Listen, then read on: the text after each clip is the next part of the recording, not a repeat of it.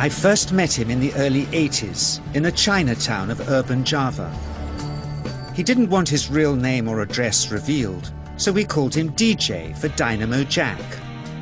He was only a healer, he said, but he did direct a powerful energy generated from his own body into his patients. Sometimes he used the needles, sometimes just his hands. He called the energy Qi, and it was so strong that he usually needed a grounder to hold his patients' feet. For years we followed him around Java on his healing rounds, pleading to be allowed to film him, but he always refused, saying his powers resulted from a type of meditation with an ancient tradition of secrecy. It was only when my brother Lorne was suffering from a serious eye infection that he finally allowed us to film him in 1987. It was nothing like any acupuncture I'd ever had. I was getting really powerful electric shocks and couldn't control my movements at all. Yin yang, positive and negative, you know. And my positive from here and my negative from here. And we meet together, this can get like electricity. And is this because you're special? You have a special sort of It's meditation every day. It's meditation that does it? Meditation every day. Like you can touch me, like this. It's nothing, okay? It's my burn. It's just like this. For our sound recordist, it was also a shocker.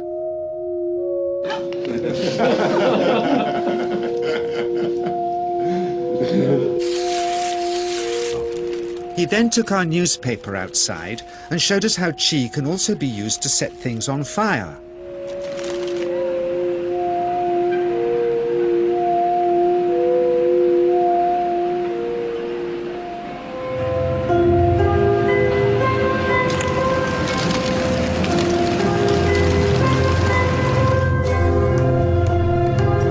When he heard we'd shown this footage in public, he was very upset and refused all our future efforts to contact him again. As the years passed, we sadly resigned ourselves to never seeing him again. My brother Lorne never did, for by 1997 he was already dead when I again found myself with DJ, now treating me for an eye problem. But it wasn't this that brought me back. He had tracked me down out of the blue and invited me to tell me a story. He had just returned from 2 years on a deep meditational journey, alone in the heart of Borneo. Amongst his revelations, he had seen, he said, how history was moving on into great change, and the old wisdom was vanishing. So he'd called me back to film just enough of him to remind us that we all have undreamed of powers sleeping within us, and that there's nothing special about him except for his training in waking them. Grounding this patient, my cameraman Joe is having to use all his weight to keep contact. She is pushing him away.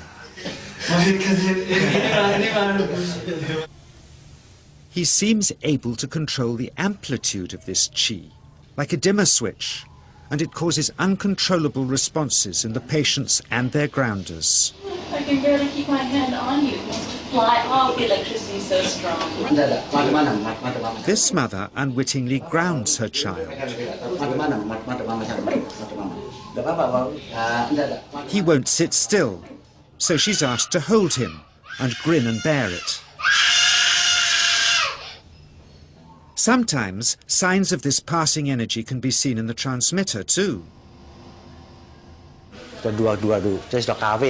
This Qi stuff is only the surface, he says, of the real adventure beneath, in the meditational technique.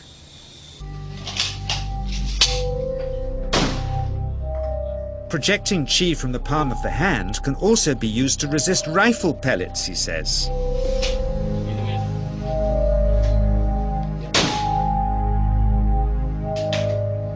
First, you learn to distinguish between yin and yang Qi in your body. Then how to pool it in your navel chakra. Then how to project it, he says. And it's the proportionate mixture between yin and yang which accounts for different effects, like pulling or pushing objects or igniting them. Then he gets really strange. He says that mastering yin qi is the key to the spirit world. There's a long tradition of Indonesian krisis being possessed by spirits. So people bring him their krisis to see if they're duds. Here, he says, he doesn't manipulate matter by projecting mixtures of yin and yang qi. He merely creates a field of yin energy in which, he says, if there's a spirit, it can manifest itself.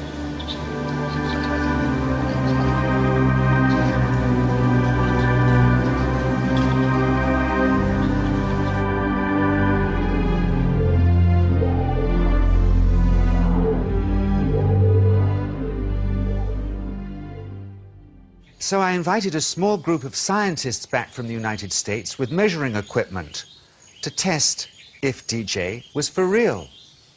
And if so, where might this energy belong on the electromagnetic spectrum? Catherine Cook, CEO of the Mind Science Foundation in Texas. Dr. Roger Nilsson, a Swedish medic and international racing sailor. Dr. Greg Simpson, a physicist from New York's Albert Einstein University, and Andreas Polak, one of DJ's Australian students. The visitors are confident they'll uncover him as a fraud in no time. Greg is the first guinea pig, and he's uncomfortable about showing that he can feel anything at all. Dr. Roger doesn't know what to expect.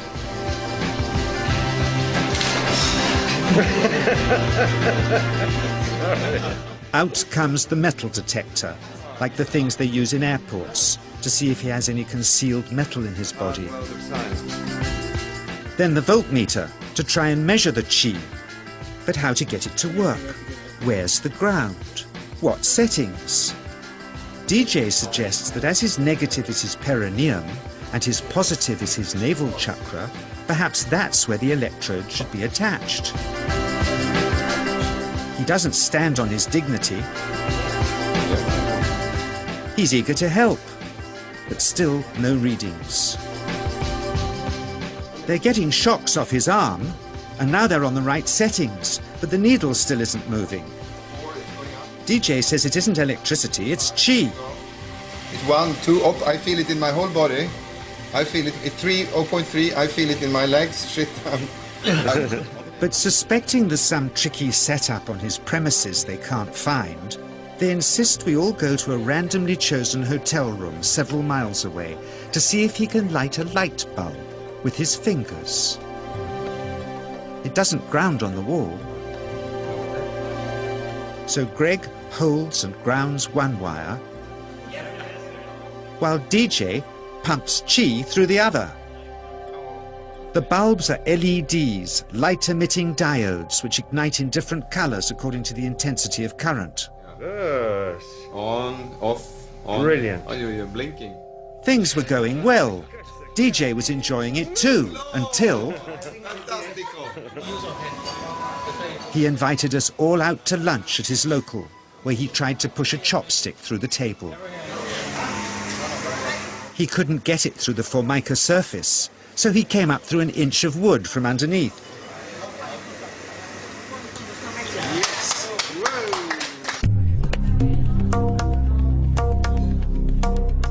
Not only did he draw his own blood, but a chopstick splinter had caught Alison here between the eyes, drawing more. The incident was laughed off apologetically, but next morning he was a different man, drawn and upset. He said he'd been visited all night by his long-dead master, raging that he'd broken the strict taboos of his sect, never to show off in public and never to cause harm or draw blood. He felt deeply chastised. All further testing and filming must end. Never again would he submit to public scrutiny, nor accept any new students. He would sink from sight and continue his healing in obscurity, as he had done since before we met him in the early 80s and had always told us was right.